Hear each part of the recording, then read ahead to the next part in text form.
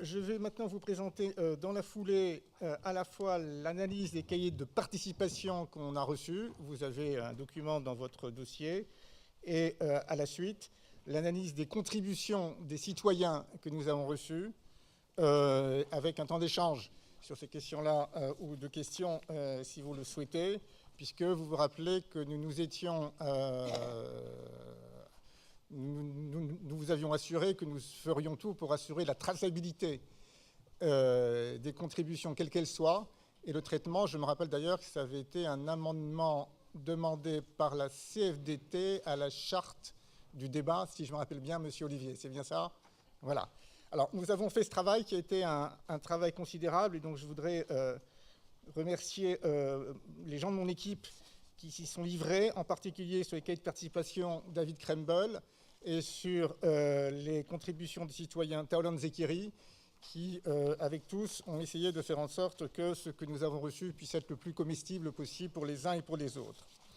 Alors, les cahiers de contribution, ce sont toutes les contributions collectives que nous avons reçues émanant d'organes collectifs quels qu'ils soient, dès lors que ce ne sont pas des membres du Conseil national du débat.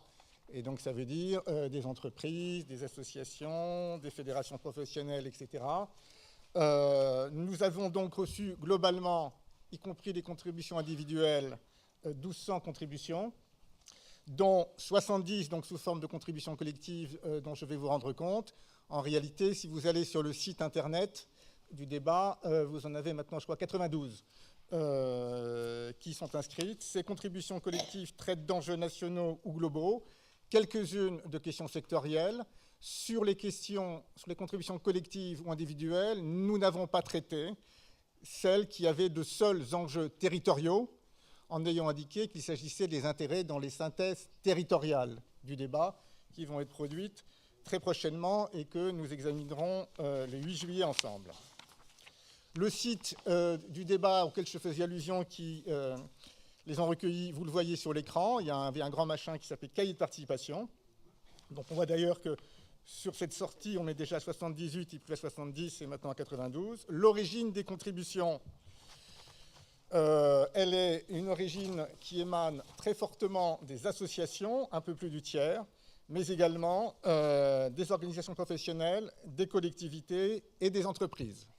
Beaucoup, d'ailleurs, nous ont adressé des contributions écrites dès le lancement du débat, de manière à ce que leur position soit connue le plus rapidement possible. Nous avons organisé cette restitution autour des principales questions du débat. D'abord sur les questions d'efficacité et de sobriété énergétique. Les questions soulevées, vous les voyez, c'est d'abord la question du recyclage et de la valorisation énergétique. Ceci nous fait sans doute aussi référence d'une certaine manière à la question de l'économie circulaire. La question des pouvoirs publics exemplaires, qui, vous le voyez, revient dans absolument toutes les consultations que l'on fait, que ce soit celle-là, les contributions citoyennes, la journée citoyenne, vous verrez, le comité citoyen, etc. La question de l'efficacité dans le bâtiment, et bien sûr, les autres secteurs, industrie et transport.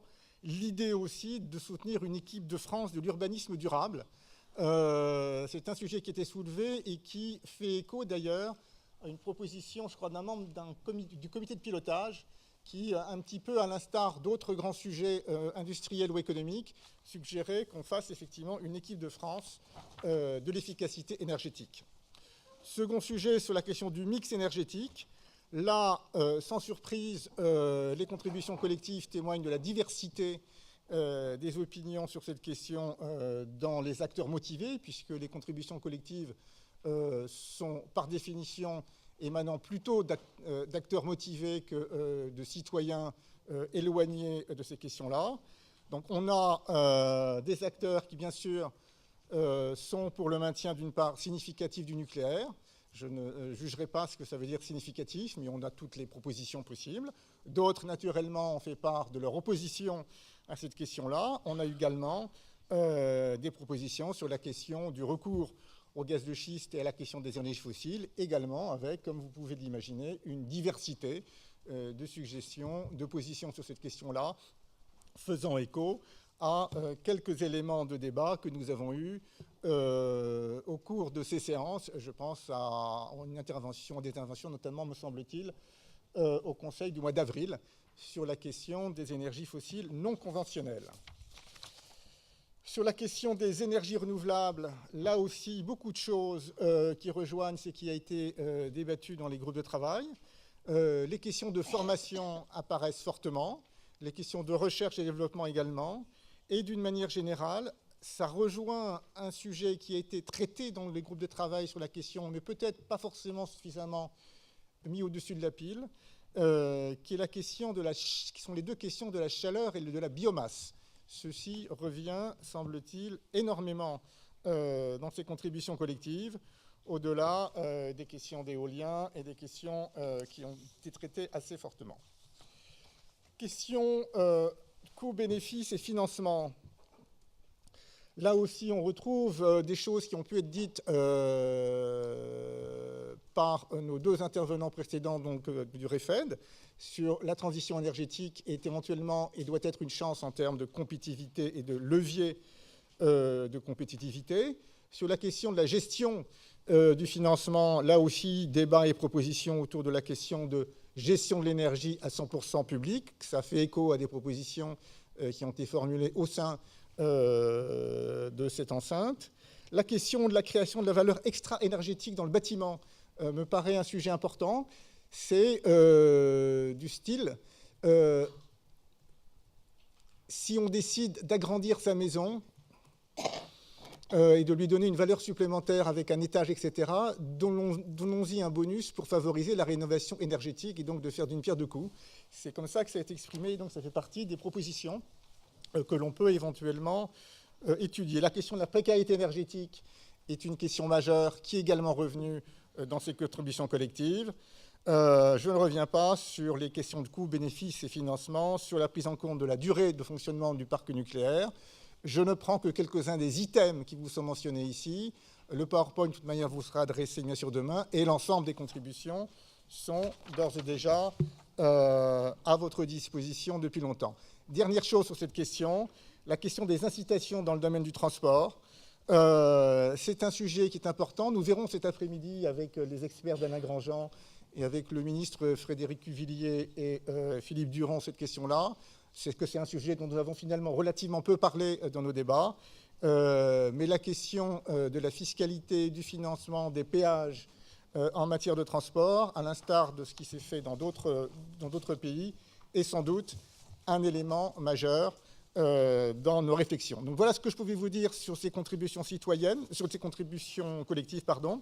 S'agissant des contributions citoyennes, je vous disais qu'on nous avions donc ouvert la possibilité à tous ceux qui le souhaitaient de pouvoir nous solliciter, soit sous la forme d'un dépôt assez facile d'un texte, d'une proposition, d'un mail, de quoi que ce soit, directement sur le site Internet, soit en nous faisant une écriture papier plus traditionnelle, ce que nous avons reçu.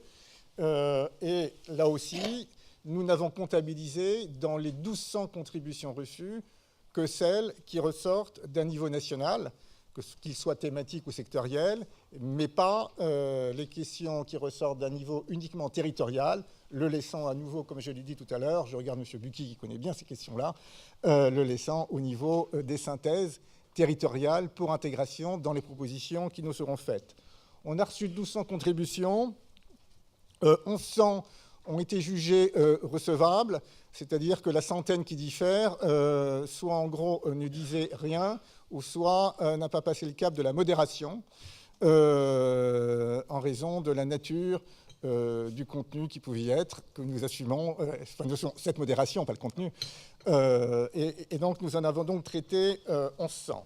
Ces contributions sont publiées et consultables sur le site.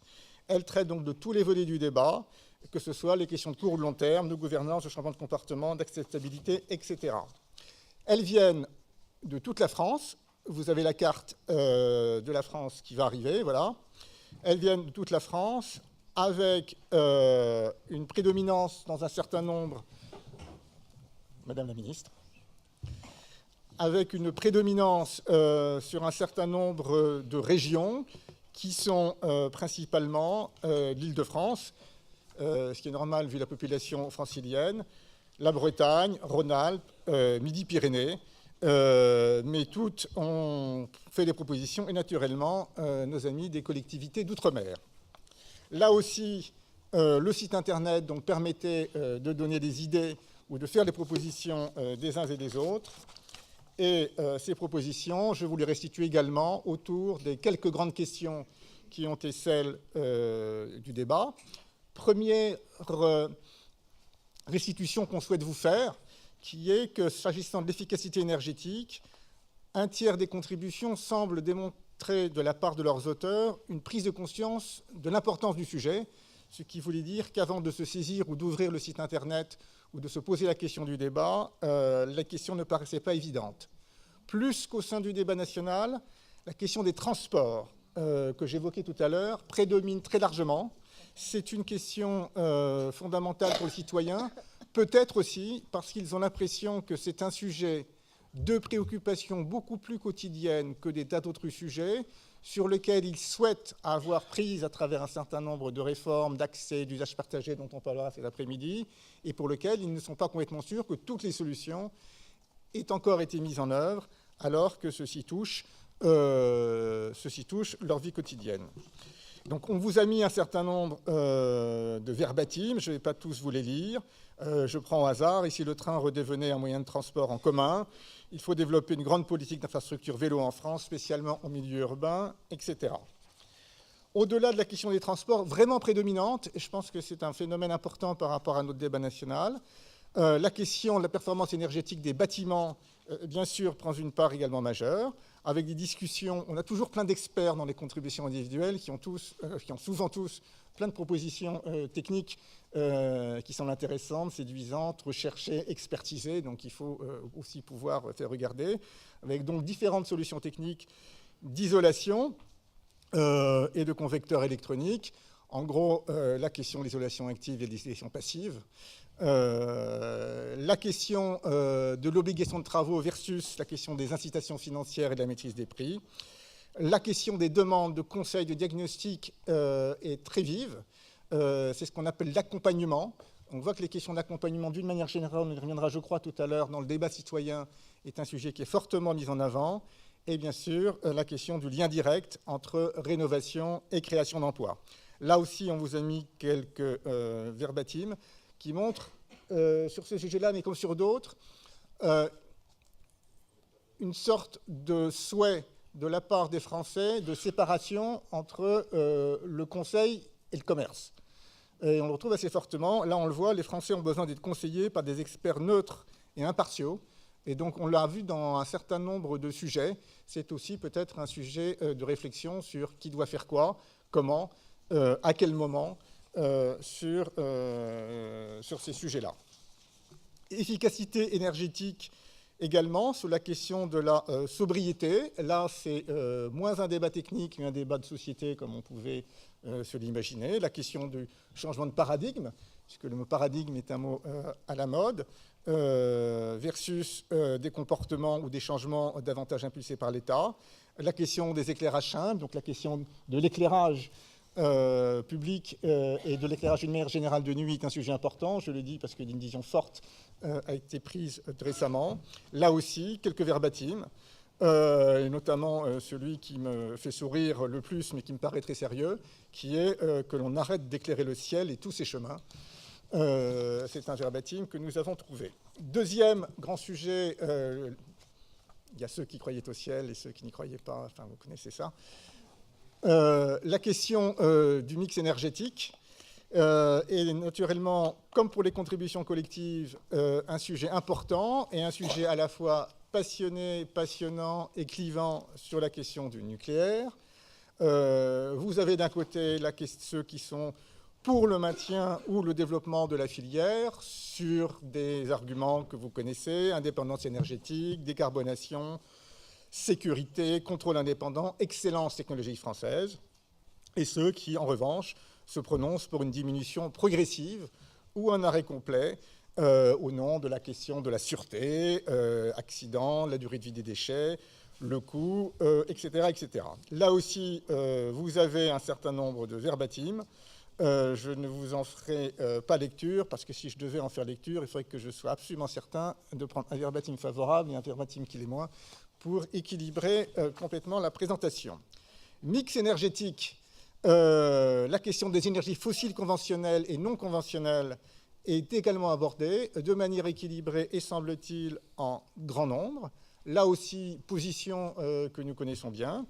Un grand nombre de contributions ainsi sur la raréfaction du pétrole, son poids dans la balance commerciale française, c'est nos fameux 69 milliards d'euros de déficit, et la question de ces enjeux sur les transports.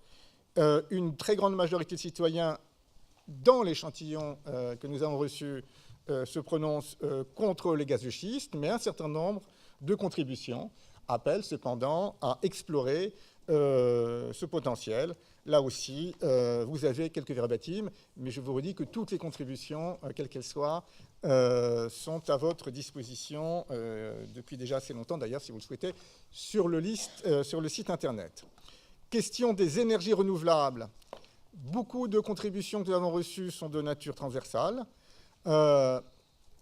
avec une demande forte qui rejoint des formulations qui ont été faites, qui me semble d'ailleurs être la formulation la plus consensuelle peut-être du groupe de travail sur les ENR, qui est la question de la simplification des démarches en matière d'ENR.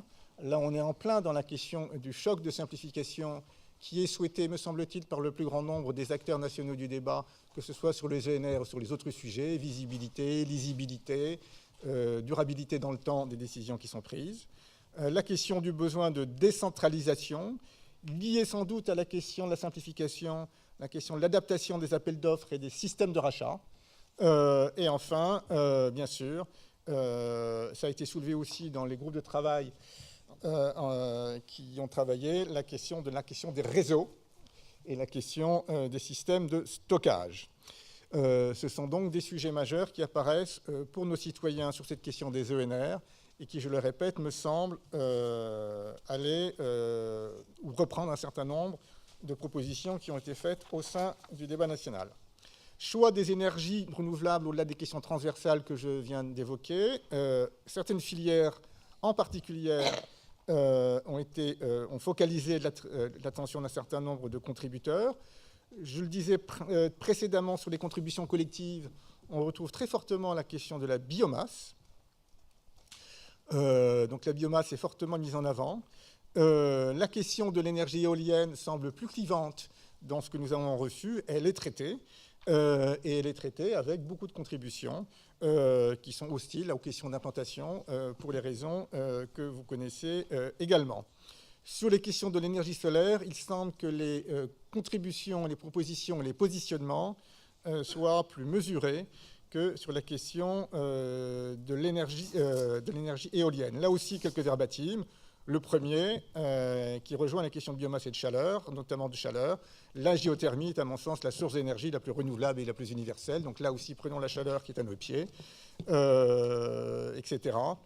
Et pour illustrer ce que je disais sur la question de l'éolien, l'éolien est une fausse bonne idée. Les centrales à énergie fossile sont indispensables à l'éolien.